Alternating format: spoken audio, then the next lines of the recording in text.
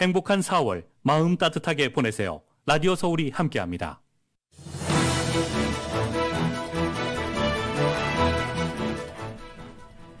뉴욕 지하철 총격 용의자가 사건 발생 하루 만에 체포됐습니다. 검찰은 연방법 조항을 적용해서 테러 혐의로 기소했습니다. 연방정부가 항공기와 버스 등 대중교통 이용 시 마스크 착용 의무화 조치를 5월 3일까지 연장했습니다. 최근 들어 코로나19 확진자가 증가하면서 CDC가 조치를 연장하라고 한 데 따른 것입니다. 조 바이든 대통령이 우크라이나에 8억 달러 규모의 군사 원조를 하겠다고 밝혔습니다. 제니 옐런 재무장관은 미국과 동맹이 러시아에 부과한 제재를 훼손하는 나라는 나쁜 결과에 직면할 것이라고 경고했습니다. LA시가 쓰레기 불법 투기를 줄이기 위해 위생관리국 인력 충원에 나섭니다. 이를 위해 400만 달러 예산도 배정했습니다. 한국농수산식품유통공사 AT센터가 올 한 해 다양한 판촉 행사를 계획 중입니다. 한국 식품을 직접 알리기 위해 K콘 행사에도 적극 참여한다는 계획입니다. 윤석열 정부의 장관 후보자들이 추가로 발표됐습니다. 윤 당선인의 최측근인 한동훈 검사장이 법무부 장관 후보로 전격 발탁됐습니다. 외교와 통일정책사령탑에 정치적 역량을 갖춘 중진 의원 2명이 전진 배치됐습니다. 한미동맹 강화를 기반으로 한 대북 정책에 적지 않은 변화가 예상됩니다. 이번 추가 인선 명단에도 이른바 안철수기에는 없었습니다. 야권 후보 단일화 때 약속했던 공동정부 구상에도 차질이 불가피해 보입니다.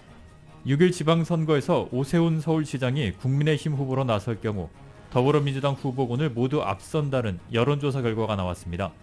국민의힘 대구시장 후보 경선은 홍준표 의원과 김재원 전 최고위원 그리고 유형아 변호사 3파전으로 치러집니다.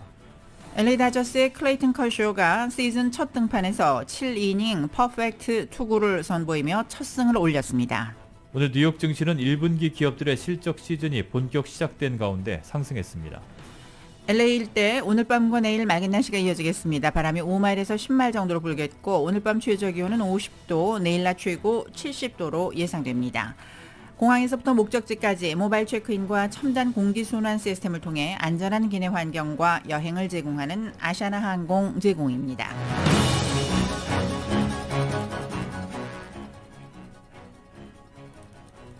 여러분 안녕하십니까? 김미회입니다. 안녕하십니까? 임승찬입니다. 4월 13일 수요일 라디오 서울 이브닝 뉴스 1부 시작하겠습니다.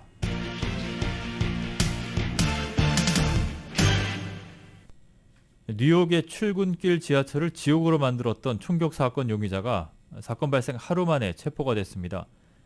62살의 흑인 남성인데 범행 동기는 아직 밝혀지지 않았습니다. 첫 소식은 YTN이 보도합니다. 뉴욕의 출근길 지하철을 아수라장으로 만든 총기 난사 사건, 10여 명이 총격을 입는 등 수십 명이 다쳤습니다. 연막탄을 터뜨린 뒤 총을 난사한 범인은 범행 직후 지하철을 빠져나가 도주했습니다. 뉴욕 경찰은 현장에서 범행에 사용된 반자동 권총과 3발이 들어있는 탄창, 도끼, 휘발유통 등을 회수했습니다. 이어 권총을 추적해 용의자를 특정하고 현상금 5만 달러, 우리 돈으로 6천여만 원을 내걸고 범인을 쫓았습니다. 결국 하루 만에 뉴욕 맨해튼에서 용의자 62살 프랭크 제임스를 체포해 경찰 시설로 압송했습니다. Officers, in response to a Crime Stoppers tip, stopped Mr. James at 1:42 p.m. at the corner of St. Mark's Place and First Avenue in Manhattan. He was taken into custody without incident and has been transported to an NYPD facility. 경찰은 제임스가 범행 당시 33발 쏜 것으로 보고 있습니다. 총은 지난 2011년 오하이오주 콜럼버스에서 산 것으로 파악했습니다. 또 제임스가 범행 하루 전에 필라델피아에서 승합차를 빌려 뉴욕으로 왔으며 차에서 밤을 지낸 뒤 사건 당일 아침에 지하철로 들어간 것으로 확인했습니다. 범행 동기는 아직 확인하지 못했습니다. 다만 사건 하루 전 SNS에 올린 동영상에서 제임스는 흑인에 대한 범죄를 비난하며 과감한 행동이 필요하다고 말했다고 전했습니다. Are you ready to stand up for New Yorkers? Let's do this, my friend. Hate has no place in our home. Hate has no place in our state. 뉴욕 경찰은 증오범죄 등 어떤 것도 배제하지 않고 있다고 밝혔습니다. 뉴욕 동부지검은 용의자를 연방 테러범으로 기소했다고 밝혔습니다. 테러 조직과 관련이 있다는 증거는 없지만 대중교통 시스템에 대한 공격이어서 테러가 적용됐다는 설명입니다. 워싱턴에서 YTN 강태욱입니다. 전국적으로 오미크론 변이 BA2의 증가로 대중교통을 이용할 때 적용하는 마스크 의무화를 또 한 번 연장했습니다. 세계보건기구 WHO도 코로나19에 대한 국제적 공중보건 비상사태를 유지하기로 했습니다. YTN이 전합니다. 미국이 항공기와 버스 등 대중교통에 적용하는 마스크 의무화를 또 연장했습니다.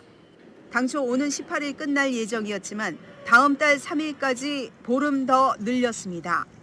오미크론의 하위 변이 BA2가 다시 증가하면서 미 질병통제예방센터 CDC가 조치를 내린 겁니다. 그동안 미국의 코로나19 확진자 수는 계속 감소세를 보여왔지만 최근 다시 늘고 있습니다. 지난 10일 기준 일주일간의 하루 평균 신규 확진자는 3만 1천여 명으로 2주 전보다 3% 늘며 증가세로 돌아섰습니다. 사정이 이렇다 보니 대중교통뿐 아니라 실내 마스크 의무화 조치도 복원되는 추세입니다. 필라델피아와 워싱턴 DC 등 대형 도시를 중심으로 마스크를 다시 착용하고 있습니다. We hope that by having folks masked up whenever they're in public indoor spaces, we can get ahead of the wave and keep it from reaching a peak like we saw in January with the Omicron variant. 세계보건기구 WHO는 코로나19에 대해 국제적 공중보건 비상사태를 계속 유지하기로 했습니다. WHO 사무총장은 코로나19 사망자가 최저치를 기록했지만 방심할 때가 아니라고 강조했습니다. 특히 일부 국가의 경우 여전히 감염자 급증과 보건 시스템의 압박을 받고 있다며 코로나19 조치 완화에 우려를 나타냈습니다. 앤서니 파우치 국립알레르기 전염병 연구소 소장도 앞으로 확진자가 조금씩 증가할 것이라며 올가을 지난 2년 동안과 비슷한 확산이 있을 것이라고 경고했습니다. YTN 김선입니다. 지난해에도 코로나19 대유행에 시달리면서 사망자 수가 역대 최대치를 기록한 것으로 나타났습니다. 질병통제예방센터 CDC는 지난해 전국의 사망자를 346만 5천 명으로 잠정 집계했습니다. 이는 역대 최대치였던 지난 2020년 사망자보다 8만 명가량이 늘어난 수치입니다. 지난해 사망자 수가 코로나19 백신 접종 등에 힘입어서 전염병 대유행 첫 해인 2020년보다 나쁘지 않을 것이라는 일부 전문가들의 예상과는 다른 것입니다. 지난해 코로나19로 인한 사망자는 2020년 35만 1,000명에서 41만 5천 명으로 6만 4천 명이 증가했습니다.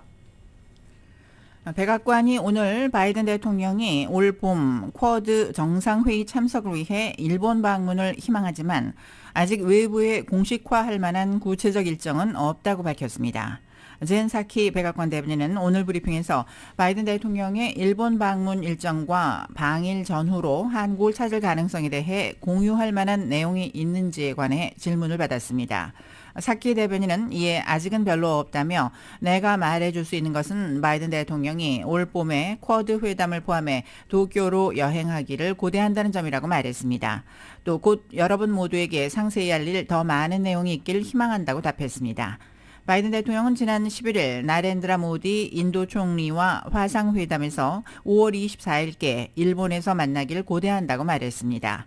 미국, 일본, 호주, 인도의 대중국 견제협의체인 쿼드 회원국 정상은 올봄 일본에서 대면 회담을 하기로 했는데 구체적인 날짜가 언급된 것은 이번이 처음이었습니다.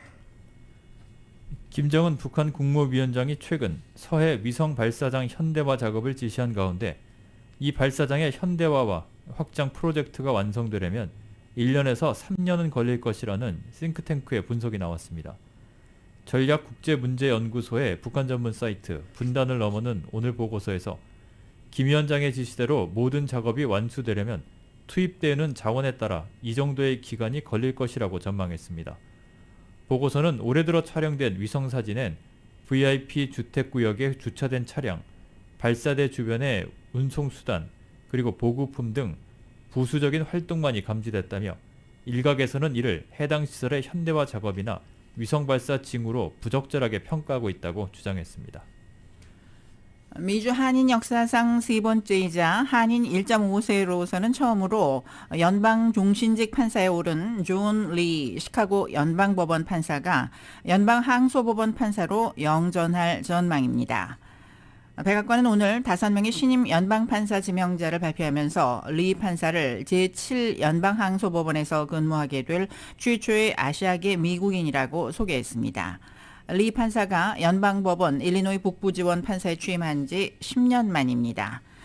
존 리 판사는 캘리포니아 제9항소법원의 허버트 최 판사와 루시 고 판사에 이어 세 번째로 연방 종신직 판사에 올랐으며 상원 인준을 통과하면 미주 한인 사회 사상 세 번째 고등법원 판사가 됩니다. 한편 바이든 대통령은 오늘 리 판사 외에 살바도르 멘도저 주니어 워싱턴 연방법원 판사를 제9 연방항소법원 판사에 지명하고 아이오와 일리노이, 델라웨어 연방법원에 각 1명의 신임 판사를 앉힐 예정입니다. 이로써 바이든 대통령이 취임 후 지명한 연방판사는 커탄지 브라운 잭슨 연방대법관을 포함해서 90명에 달한다고 NBC 방송을 전했습니다. 러시아가 우크라이나 동부 돈바스와 남부에 화력을 집중하는 가운데 미 정부가 우크라이나에 기존 군사 지원에 더해서 새로운 무기를 다량 제공하겠다고 발표했습니다. 조 바이든 대통령은 오늘 볼로디미르 젤렌스키 우크라이나 대통령과 통화를 하고 우크라이나에 8억 달러 규모의 군사 원조를 제공하겠다고 밝혔습니다. 바이든 대통령은 통화 직후 낸 성명에서 러시아가 돈바스 지역에 대한 공격을 강화할 준비를 함에 따라서 미국은 우크라이나에 계속해서 자신을 방어할 능력을 제공할 것이라며 새로운 무기 지원안을 승인했다고 말했습니다. 특히 새로운 군사 원조는 이미 제공했던 시스템과 함께 러시아가 우크라이나 동부에서 시작할 것으로 예상되는 광범위한 공격에 대한 맞춤형 능력을 포함시킬 것이라고 설명했습니다. 이번 추가 지원 예산은 대통령이 비상 상황에 대응해서 의회 허가 없이 방산품의 이전을 승인할 수 있게 한 대통령 사용 권한을 통해 이루어집니다. 러시아 제재를 총괄하는 연방 재무부 장관이 대러시아 제재를 훼손하려는 시도를 좌시하지 않겠다는 경고를 내놨습니다. KBS가 보도합니다. 제닛 옐런 미 재무장관이 러시아를 상대로 취해진 서방 측 제재에 소극적인 나라들을 향해 대가를 치를 것이라고 말했습니다. 미 싱크탱크 애틀랜틱 카운슬 연설을 통해 러시아와 관계를 유지하면서 이득을 취하고 기회를 엿보는 국가들이 있다며 내놓은 경고입니다. 그러면서 미국을 비롯한 서방 측은 국제 질서의 미래가 흔들리는 상황에서 불거진 근시안적 행동을 좌시하지 않겠다는 뜻도 분명히 했습니다. The unified coalition of sanctioning countries will not be indifferent to actions that undermine the sanctions we've put in place. 옐런 장관은 특히 우크라이나 전쟁에서 중국의 역할이 중요하다고 강조했습니다. 중국이 최근 러시아와 특별한 관계를 재확인한 만큼 전쟁 종식을 위한 구체적 행동에 나설 것을 촉구한다며 그렇지 않을 경우 국제사회의 따돌림을 면치 못할 거라고 전망했습니다. The world's attitude towards China and its willingness to embrace further economic integration may well be affected by China's reaction to our call for resolute action on Russia. 옐런 장관의 이 같은 발언은 국제통화기금 IMF와 세계은행이 다음 주 연차 총회에서 러시아의 우크라이나 침공 영향을 다루기로 한 가운데 나온 겁니다. 옐런 장관은 이번 전쟁으로 인한 각국의 물가 폭등과 곡물 부족 현상 등으로 볼 때 기존 세계 경제 전망의 재구성이 불가피할 것으로 내다봤습니다. 워싱턴에서 KBS 뉴스 김기현입니다. 러시아가 미 연방 하원의원 398명을 입국 금지 등 제재 대상에 추가했다고 러시아 스푸트니크 통신이 보도했습니다. 러시아 외무부는 이번 제재가 지난달 미국이 러시아 의원 328명을 제재한 데 따른 보복 차원이라고 밝혔습니다. 외무부는 낸시 펠로시 하원의장 등 이미 제재 리스트에 오른 의원을 포함하면 모든 의원들이 상호주의에 기초해서 제재 대상이 된 것이라고 설명했습니다.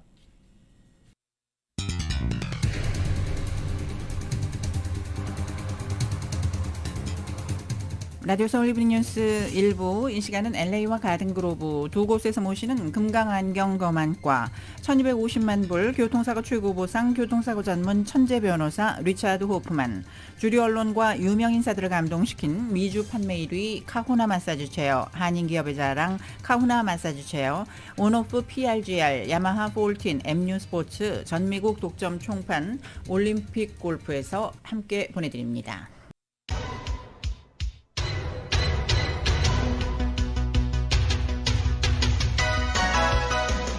5시 17분 30초 조금 지나고 있습니다. 라디오 서울 이브닝 뉴스 함께하고 계신데요. 이 시간 교통 상황 잠시 알아보겠습니다.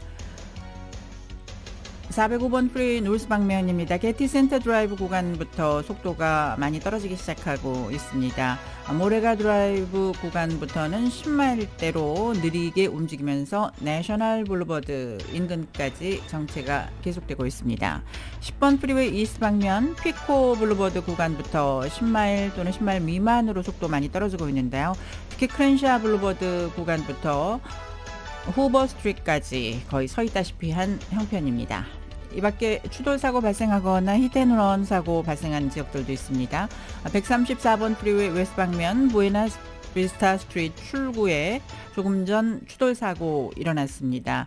110번 프리웨이 노스 방면과 10번 프리웨이 이스트 방면이 교차하는 구간에도 사고 일어났고, 이 밖에 105번 프리웨이 웨스트 방면 레이크우드 블루버드 구간에는 히트앤런 사고 발생했습니다. 끝까지 안전운전 하시기 바랍니다. 교통 상황이었습니다. 이브닝 뉴스 1부 함께하고 계십니다. LA시가 쓰레기 불법 투기를 줄이기 위해서 위생관리국에 인원을 충원합니다. 시의회는 위생관리국 인력 충원 동의안을 14대 0으로 통과시키고 446만 달러의 예산을 임금과 경비에 배정하기로 결정했습니다. 또한 새로운 청소차 구입을 위한 비용 1,070만 달러로 또 추가로 배정했습니다. 지난해 위생관리국에 접수된 쓰레기 불법 투기 관련 신고는 3만 건에 달했고 15,000톤의 쓰레기들이 거리에서 수거됐습니다. 한편 시 감사관실에 따르면 지난 2016년 9,200톤이었던 불법 쓰레기 투기는 2020년에는 14,500톤으로 450%가 증가했습니다. 불법 쓰레기 투기는 증가했지만 470 스퀘어마일에 달하는 LA 시내에 불법 쓰레기 투기를 막기 위한 감시 카메라는 단 9대만 설치되어 있다고 감사관실은 설명했습니다. LA시 수도전력국이 각 가정과 사업체에 물 사용을 줄일 것을 강력히 권고했습니다. 수도전력국은 LA시의 주요 물 공급원 가운데 한 곳인 이스턴 시에라의 적설량을 확인한 결과 연평균 적설량의 41% 수준에 불과하다고 밝혔습니다. 주정부 결정에 따라 남가주 수도국에 공급되는 물의 양도 5%로 줄어든 만큼 올여름 물 부족 사태가 심화될 것이라는 예상이 벌써부터 나오고 있습니다. 수도전력국은 지금 같은 상황이 계속될 경우 야외 잔디의 물 주기를 주 3회로 제한했던 2009년의 절수령보다 더 강력한 절수 정책을 추진할 수도 있다고 경고했습니다. LA 카운티 셰리프국이 메트로 대중교통의 치안을 전담하지 않을 경우 계약을 연장하지 않겠다고 밝혔습니다. 알렉스 비아노에바 카운티 셰리프국장은 메트로 버스와 열차 그리고 지하철의 치안을 셰리프국에 전담할 수 있게 해달라는 제안을 메트로 이사회에 제의했습니다. 만약 이 제안이 받아들여지지 않으면 기존 계약이 만료되는 7월 1일 이후 모든 경관들을 철수시키겠다는 입장입니다. 셰리프국의 제안에 대해서 메트로 이사회 측은 아직 아무런 입장도 밝히지 않은 상태입니다. 지난 2017년에 체결된 계약에 의해서 현재 메트로 시스템의 치안은 LA 카운티 셰리프국과 LA 경찰국 그리고 롱비치 경찰국이 공동으로 담당하고 있습니다. 한국농수산식품유통공사 LA지사의 신임 김민호 지사장이 오프라인 행사를 통해 한식을 주류사회에 활발히 소개하는 데 주력하겠다고 밝혔습니다. 이은 기자가 전해드립니다. 한만우 지사장 후임으로 지난 3월 7일 한국농수산식품유통공사 LA지사에 부임한 김민호 신임 지사장이 13일 열린 부임 후 첫 기자간담회에서 올해에는 온오프라인 판촉 행사를 비롯해 다양한 행사를 계획 중이라고 밝혔습니다. 박람회라든지 이런 부분들 통해 가지고 새로운 신규 상품들을 이제 이쪽으로 알리는 그런 부분들이 있고, 그다음에 또 이제 소비자한테 직접적으로 이제 연결시켜 줄 수 있는 그런 사업들도 사실은 되게 많거든요. 그리고 작년하고 최근에 조금 이제 트렌드라 그러면 저희가 온라인 상으로도 이제 판매 루트가 많이 늘어났기 때문에 온라인으로도 이제 판촉을 좀 진행을 하는 그런. 올해 가장 주요 사업으로는 CJ E&M에서 주최하는 케이콘 LA 행사에 참여하는 참가자들에게 한국 식품을 알리는 것이라고 밝혔습니다. LA에서 진행되는 케이콘의 경우 다양한 신예 아이돌 아티스트들이 참여하는 가운데 올해 10주년이라는 점에서 색다르게 계획하고 있다고 덧붙였습니다. CJ E&M 쪽에서 LA K콘이 사실은 조금 약간 또 다른 나라의 K콘하고 또 조금 다른 위상이라고 해야 되나 자부심을 좀 갖고 있더라고요. 보니까 근데 이제 그 LA K콘이 지금 올해 10주년이라 그래서 저희도 사실 이제 비슷하게 관심이 이제 오프라인으로 팬데믹으로 인해 지난 2002년과 2021년 K콘 행사가 온라인으로 진행됐는데 최근 코로나 사태가 개선되면서 올해는 오프라인으로 다시 회귀합니다. 이 외에도 바이어와 수출업체들과 함께하는 사업들을 비롯해 다양한 활동들을 계획 중이라고 덧붙였습니다. 작년에 캘리포니아 김치의 날을 계기로 해서 많은 관심을 가지고 있는 김치라든지 그다음 한국 장류, 전통주 이런 한국적인 부분들을 더 이제 많이 알릴 수 있는 그런 다양한 사업들을 준비를 하고 있고요. 김민호 지사장은 경성대 경영학과를 졸업하고 2000년 한국농수산식품유통공사에 입사해 파리 지사장과 신시장 개척부장을 역임했습니다. 라디오 서울 뉴스 이윤입니다. LA를 방문한 경남무역대표단이 오늘 저희 라디오 서울 방송을 찾아서 미주 한인 소비자들의 많은 관심을 당부했습니다. 경남무역은 공기업 형태의 주식회사로 27년 전에 설립됐고 한국에서 농협에 이어 두 번째로 미주로 신선 농산물을 가장 많이 수출하고 있습니다. 최근 들어선 경남에서 나는 농수산 가공 제품으로 수출 품목을 늘려 경남의 지역 특산품을 미주 시장에 선보이고 있는데 현재 홈쇼핑월드를 통해서 미주에 판매되는 농수산 가공식 제품의 소비자들에게 톡톡히 인기몰이를 하고 있습니다. 이번엔 아마존으로 유통 플랫폼을 늘리기 위해서 미주 시장 조사를 위해 대표단이 LA를 방문했습니다. 경남무역 박성모 대표입니다. 어쨌든 경남에서 생산되는 또는 수출되는 그런 제품들은 또 지역 특산품 중심으로 이렇게 되고 있고 또 우리 경남무역을 통해서 저희들이 도라든지 또 시군지방자치단체에서 추천하는 우수 상품들을 중심으로 해서 저희들이 선정해서 수출하고 있기 때문에 어쨌든 믿고 또 이렇게 소비를 해 주셔도 되지 않을까 생각을 합니다. 그래서 어쨌든 저희 경남무역은 어쨌든 이 소비자들이 신뢰할 수 있도록 제품 선정에 더 신경을 쓸 수 있도록 그렇게 하겠습니다. 현재 홈쇼핑몰들을 통해서 미주 소비자들에게 선보이는 경남무역의 농수산 가공 제품은 30에서 40개 종류인데 멍게와 장어, 어리굴젓 등이 소비자들에게 인기를 끌고 있습니다.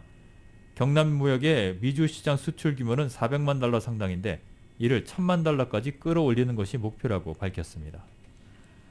헐리우드 차병원을 운영하는 한국 차병원 바이오 그룹이 단일 시설 세계 최대 규모의 첨단 바이오 시설 CGB를 착공하면서 글로벌 시장 공략에 나섭니다. 올 상반기에 완공되는 미국 자회사 마티카 바이오테크놀로지와 연계해서 미주를 비롯한 유럽, 아시아의 세포 유전자 치료제 시장에서 차별화된 경쟁력을 확보한다는 계획입니다. 차병원 바이오그룹이 3천억 원을 투입해 판교에 세워지는 CGB는 지상 10층, 지하 4층, 연면적 2만 평 규모로 2024년 말 준공 예정입니다. 지난달 30일 기공식을 갖고 공사에 착수한 CGB에는 CDMO 시설, CGMP 시설과 줄기세포 바이오뱅크 등이 들어섭니다. 앞서 차병원이 세포 유전자 치료제의 핵심 원료인 바이럴 벡터 생산을 위해 텍사스 컬리지 스테이션시에 설립한 자회사인 마티카 바이오는 오는 5월 완공 예정으로 글로벌 생산 허브 역할을 담당할 CGB는 마티카 바이오의 사업 경험을 연계해 글로벌 CDMO 사업을 주도해 나갈 계획입니다. 지금까지 타운과 로컬 소식 전해드렸습니다. 이브닝 뉴스 일부 LA와 가든 그룹 두 곳에서 모시는 금강안경 검안과 1250만 불 교통사고 최고보상 교통사고 전문 천재 변호사 리차드 호프만 제공입니다. 잠시 후에 한국 소식 간추려드립니다. 세상에서 가장 큰 힘은 최선.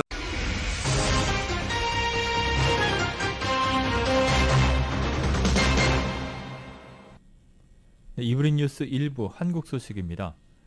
윤석열 정부의 장관 후보자들이 추가로 발표됐습니다. 남은 10개 부처 가운데 18개 부처 후보자가 지명됐는데 윤 당선인의 최측근 한동훈 검사장이 법무부 장관 후보로 깜짝 전격 발탁됐습니다. 외교통일부 장관에는 박진, 권영세 의원이 각각 지명됐습니다. KBS가 보도합니다. 윤석열 당선인 옆에 선 한동훈 검사장, 회견장의 관심은 온통 법무장관 후보자에 쏠렸습니다. 윤 당선인은 자신의 최측근 검사 후배를 장관에 발탁한 이유, 이렇게 설명했습니다. 수사와 이런 재판 같은 법 집행 분야뿐만이 아니라 법무 행정을 담당할 최적임자라고 저는 판단했고 절대 파격 인사는 아니라고 생각합니다. 서울중앙지검장이나 검찰총장으로 중용될 거란 관측은 있었지만 법무장관 직행을 예상한 사람은 거의 없었습니다. 아직 40대인데다 고시기수로 형 김호수 검찰총장보다 7기수나 낮기 때문이었습니다. 하지만 한동훈 후보자는 이런 생각 일축했습니다. 제가 지금 거의 50이 됐고 그리고 공직 생활에서 이 분야에서만 20년 넘게 근무를 했습니다. 이런 정도 경력을 가진 사람이 나이나 경력 때문에 장관직을 수행하지 못할 만한 나라는 아니라고 생각하고요. 외교부와 통일부 장관엔 실세 중진으로 불리는 사선의 박진, 권영세 의원이 나란히 포진했습니다. 현역 의원 입각을 최소화한다는 인선 방침보다는 엄중한 안보 상황에 중량감 있는 정치인을 발탁했다는 평가입니다. 사회부총리 겸 교육부 장관엔 김인철 전 한국외대 총장이 지명됐습니다. 행정안전부엔 이상민 전 권익위 부위원장, 환경부엔 한화진 환경연구원 명예연구위원, 해수부엔 조승환 전 해양과학기술진흥원장, 중소벤처기업부 장관 후보자에는 이영 의원이 각각 선임됐습니다. 첫 대통령 비서실장에는 이명박 정부 경제수석 등을 지낸 김대기 전 수석이 임명됐습니다. KBS 뉴스 강나루입니다. 윤석열 당선인은 최측근 인사라는 비판으로 한동훈 검사장을 깜짝 발탁했습니다. 한 검사장은 이에 대해 당선인과 뜻이 같지만 맹종하지 않았다고 강조했습니다. 하지만 민주당은 당장 인사 참사를 넘어선 인사 테러 수준이라고 강하게 반발했습니다. YTN입니다. 한동훈 검사장은 검찰 내에서 대표적인 윤석열 사단으로 불립니다. 윤 당선인은 측근 인사라는 비판을 감수하고도 한 검사장을 깜짝 발탁했습니다. 그만큼 한 검사장을 이번 정부에서 중용하겠다는 의지가 강하게 반영된 겁니다. 윤 당선인은 한 검사장의 영어 실력까지 들어 최적임자라며 절대 파격 인사가 아니라고 강하게 부인했습니다. 미국 변호사고 영어도 잘하는 그리고 수사와 재판 경험이 많은 한동훈 검사장이 법무장관 하는 것이 가장 적합하다고 판단한 겁니다. 한동훈 검사장도 최측근이란 꼬리표에 대해서 적극 해명했습니다. 상식과 정의에 맞게 일하려고 노력했다는 점에서 당선인과 뜻이 같지만 개인적인 인연에 기대거나 맹종하지 않았고 앞으로도 그럴 거라고 강조했습니다. 검찰 수사의 공정성이 걱정된다는 시선은 그동안 자신이 진영 논리에 기대거나 사회적 강자를 외압으로 봐준 사건이 있으면 가져와 보라는 말로 일축했습니다. 여야 반응은 역시나 극명히 갈렸습니다. 국민의힘은 통상의 기준으로 보면 예상 밖의 인사라고 인정하면서도 전문성과 능력을 보면 장관 후보자로 충분하다고 한 검사장을 감쌌습니다. 반면 더불어민주당은 상상을 초월한 대국민 인사 테러이자 노골적인 정치 보복 선언이라고 강하게 반발했습니다. 예상 밖의 인사라고 평가할 수도 있을 것 같고 하지만 전문성이나 능력을 보면은 법무부 장관을 충분히 할 수 있는 그런 분이다. 인사 참사 정도가 아니라 대국민 인사 테러입니다. 공정이 아닌 공신을 챙겼고 상식은 내팽개에 친 채 상상을 초월했습니다. 특히 민주당에서는 야당과의 협치를 조금이라도 원한다면 지명을 즉각 철회하라고 요구하고 나선 만큼 인사청문회까지 난항이 예상됩니다. YTN 강희경입니다. 보건복지부 장관 후보로 지명이 된 정호영 전 경북대 병원장의 딸과 아들이 연달아서 경북대 의대에 편입한 것으로 확인이 됐습니다. 자식들의 의대 편입 당시에 정 후보자는 경북대 병원 부원장과 병원장을 맡고 있었습니다. KBS가 보도합니다. 경북대 병원장을 지낸 정호영 보건복지부 장관 후보자. 위암 수술의 권위자이자 병원 행정 역량을 두루 갖춘 점이 발탁 배경입니다. 그런데 병원장 취임을 전후해 정 후보자의 딸과 아들이 연이어 경북대 의대에 학사 편입한 것으로 확인됐습니다. 부원장이던 2016년 말에 딸이 먼저 합격했고 여동생과 함께 응시했던 아들은 떨어졌습니다. 아들은 다음에 다시 응시에 합격했는데 이때는 정 후보자가 병원장이었고 당시 처음 도입된 특별 전형 결과였습니다. 이 특별 전형은 대구 경북 출신자로 대상이 제한됐었고 정 후보자의 아들은 경북대를 졸업했습니다. 당시 특별 전형의 경쟁률은 5.7대 1, 17명 모집에 98명이 지원했습니다. 학사 성적과 영어, 서류 평가로 1차 전형을 한 뒤 면접과 구술 평가를 거쳐 최종 합격자를 선발했습니다. 당시 병원장 자녀들이 연달아 의대에 편입한 것을 두고 학생들 사이에서도 얘기가 오갔습니다. 교수님들 자제분이 입학하는 경우가 종종 있긴 했는데 병원장님 아들분이 입학하셔서 저희 선배랑 동기들 사이에서도 논의가 있긴 했습니다. 경북대 출신인 분은 그분밖에 없어가지고 이번에 경북대병원장 아들이 들어왔다면서 이러면서.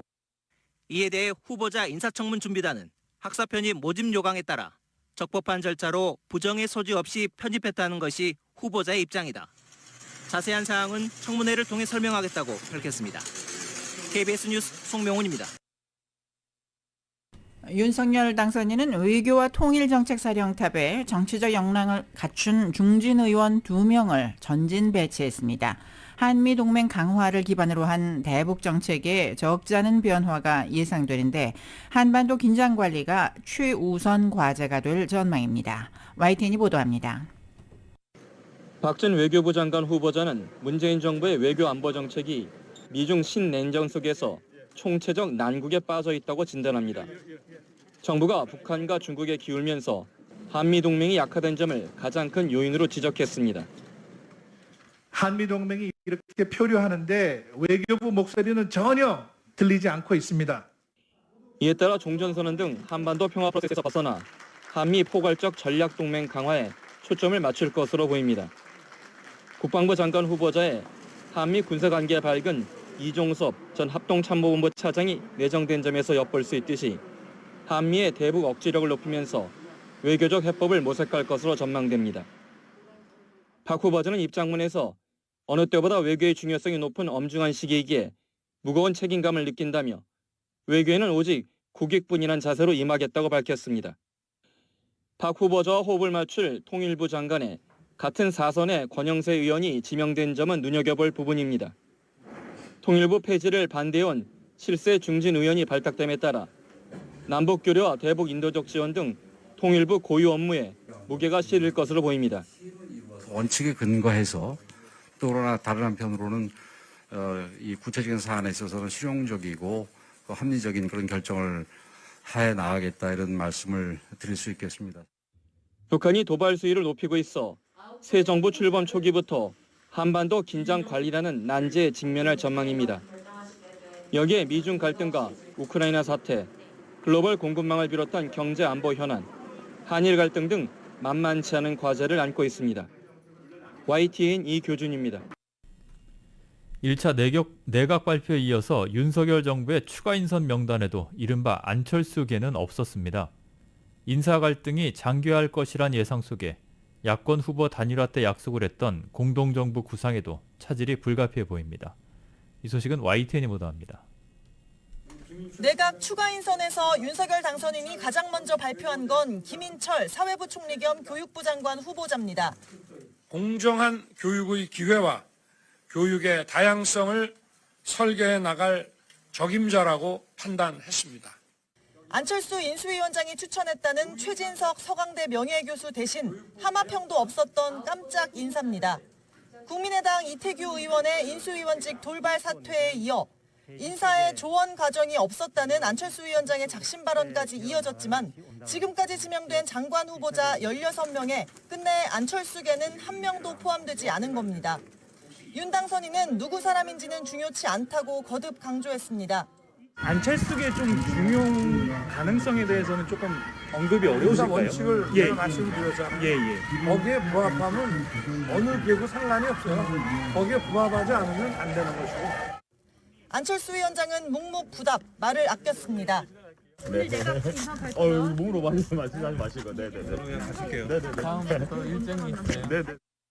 대신 SNS에 호화 간사가 왜 필요하냐며 공직자 관사 실태를 철저히 살펴 불효불급한 의전은 철폐하도록 하겠다고 적었는데 당장 다주택 논란이 불거진 이종섭 국방부 장관 후보자를 겨냥했다는 해석이 나왔습니다. 안철수계에선 냉랭한 기류를 감추지 않았는데 최진석 교수는 SNS에 박근혜, 이명박 정부 때 사람들이 그대로 다 돌아왔다면서 더 나은 나라를 만들고 싶으면 새 정부 권력의 이질적인 힘인 송곳 안철수를 소중히 여겨야 한다고 적었습니다. 이처럼 인사를 둘러싼 파열음이 이어지고 있지만 한덕수 총리 후보자는 중장기적으로 통합과 협치가 반영될 거라고 수습했습니다. 안철수 위원장님과의 공동정부, 공동국정운영이라는 점이 다소 반영이 안 돼 있다면 그거는 계속 그 기조는 앞으로도 우리가 직책에 대한 후보를 선정하고 하는 과정에서 계속 검토가 될 거다.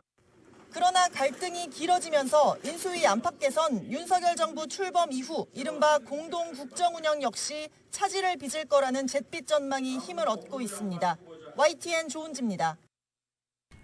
6일 지방선거에서 오세훈 시장이 국민의힘 서울시장 후보로 나서는 경우 더불어민주당 후보군을 모두 앞선다는 여론조사 결과가 나왔습니다. 리얼미터가 지난 11일부터 이틀 동안 서울의 유권자 802명을 조사한 결과 오 시장과 민주당 송영길 전 대표의 가상 양자 대결에서 오 시장은 50.8%, 송 전 대표는 39.0%를 기록, 오차 범위 밖에서 오 시장이 앞섰습니다. 오 시장은 또 박주민 의원, 이낙연 전 대표 등과의 양자 대결에서도 오차 범위 밖 우위를 보였습니다. 경기도 유권자 814명을 상대로 실시한 경기도지사 후보 다자 가상 대결에서는 국민의힘 김은혜 의원이 27.6%로 오차 범위 밖 1위로 집계됐습니다. 이어 새로운 물결 김동연 대표와 국민의힘 유승민 전 의원, 민주당 염태영 전 수원시장 순이었습니다.